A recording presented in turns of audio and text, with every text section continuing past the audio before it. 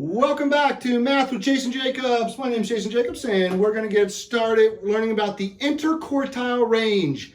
In order to find the interquartile range, which is the middle 50% of a data set, we first need to find the 5 boundary values. In another video, we did the 5 boundary values, but I'm going to review.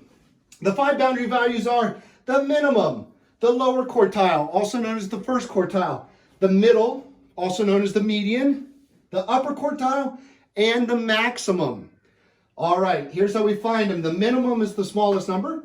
The maximum is the greatest number. The middle is when we go like this. Here was an even data set, so we added them up and divided by 2.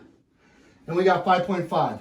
Now, this is important when it comes to finding the interquartile range. We got to find the middle of the lower half, which is the lower quartile, which is 4, the middle of the upper half, which is 8.